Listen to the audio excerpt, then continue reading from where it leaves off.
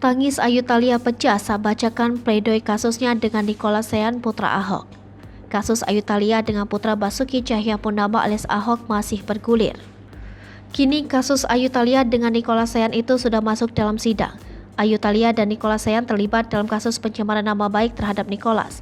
Sidang baru saja digelar di Pengadilan Negeri Jakarta Utara Kamis 1 Desember 2022. Sebelum sidang beragendakan pembacaan pledoi dimulai, hakim menanyakan kondisi kesehatan Ayu Thalia. Saat membacakan nota pembelaan, Ayu Thalia terdengar menangis dan terbata-bata di hadapan majelis hakim. Selebgram berusia 26 tahun itu menyebut dirinya tidak pernah mencemarkan nama baik seseorang. Ayu Thalia mohon agar majelis hakim memberikan kebijaksanaan kepadanya sebagai perempuan yang dekat di keluarga.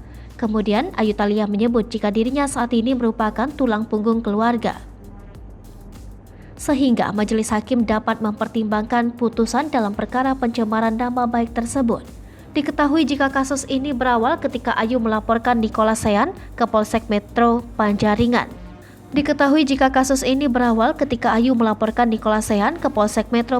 Jakarta Utara pada 27 Agustus 2021. Kala itu, Ayu Thalia mengaku dianiaya oleh Nicholas Sayan hingga menyebabkan luka fisik di bagian kaki dan lecet tulang kering diduga akibat ulah Sayan. Ayu mengadakan jumpa pers dan muncul di televisi untuk menjelaskan kejadian tersebut, sehingga pemberitaan tersebut ramai dibicarakan dan membuat Nicholas Sayan merasa terganggu dan dirugikan. Nicholas Sayan akhirnya melaporkan balik Ayu Thalia ke Polres Metro Jakarta Utara pada 31 Agustus 2021 atas dugaan pencemaran nama baik. Namun pada November 2021, laporan Ayu Thalia dihentikan polisi karena tidak ditemukan tindak pidana. Sedangkan laporan Nicholas Sayan berlanjut dan kini diproses di persidangan.